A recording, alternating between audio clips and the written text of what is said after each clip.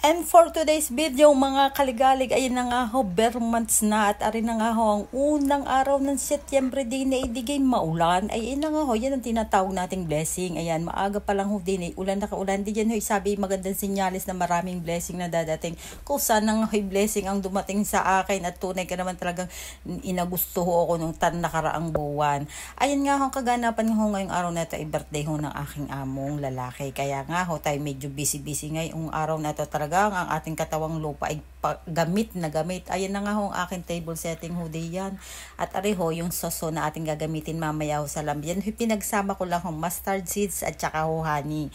Meron din ho tayo diyang cauliflower, baby carrots. Ayan yung ating iro-roast mami. At areho yung aking potatoes at dahil gagawa ho tayo ng potatoes gratin na tinatawag nilang yaon.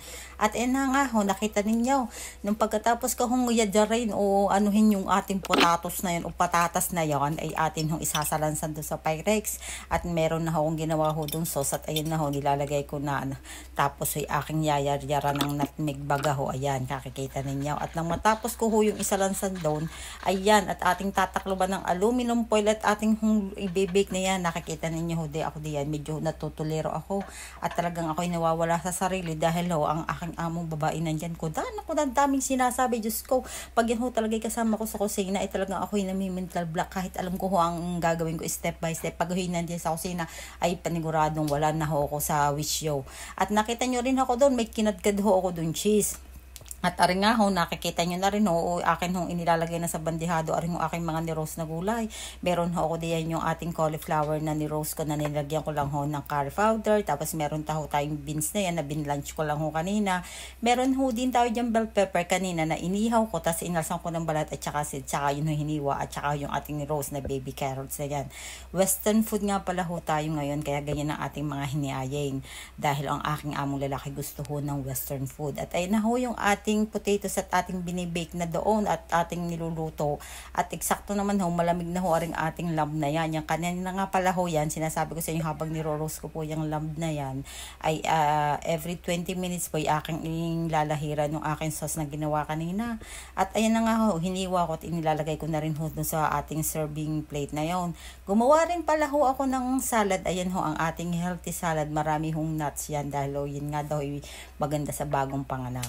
At arin na ho ang ating finished product ng ating potatoes gratin na tinatawag yan. Iyata ho, ang tawag yan ay sa anong gawya ho yan? French ano gaw yan? Aywan ko ho. Basta ha, may niluto ko, sabi eh.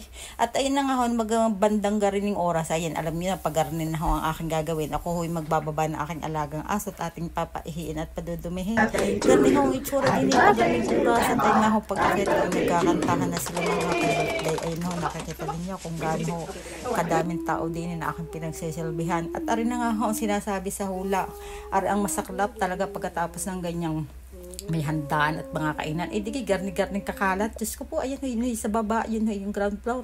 Ay, ari ho, second floor, ay nandini ho ang aking kusina, kaya talagang pagod na pagod. Ikaw, ay garni naman ang itsura, pag hindi ka man lumudi yan, ay sasabihin mo na lang sa Diyos ko po, ay ending ang bato at gusto ko na lang maging sidar na. Diyos ko po, kita nyo naman kung kadaming kalat. At ayun na nga ho, yun talaga ang ating ano lang na tayong magagawa at kariniho ang ating trabaho. Hindi tayo pwedeng magpatamad-tamad at tayo walang asawang kontraktor at hindi tayo mga nepo babies. Kaya nga ho, din napapunta, naging OFW. Ay tunay ka mong nakakapaghinanakit. Kay bahid na bahid ng tax, ay yung parang yung binabayad sa tax. Ay gano'n yun lang ang ginagawa ng mga Diyos ko po, ng mga kurakot dyan sa Pinas. Diyos ko, maawa naman kayo sa aming mga OFW. Kita ninyo ang aming katawan ay pagor. At yan, pampatanggal ng pagod, kakain tayo ng cake. Dalawang klaseng cake ho ang meron din eh. Tarilo lang kulay, may itim-itim na rin ang aking nagusto. Ako may hindi ho mahilig sa cake. At hindi ako sweet na tao. Ayan na nga ho, medyo hagard ang inyong inda. Ay Diyos ko, napapanot na. Ay Diyos ko, pag hindi ka mapanot din sa daming trabaho. At ayun na nga ho, ang ating kusina, malinis na. Hindi kagaya kanina na dinaanan ng bagyaw. Ayan na nga ho, natapos na naman ang isang araw. Salamat po, Panginoon. Hanggang din na lang ho ulit.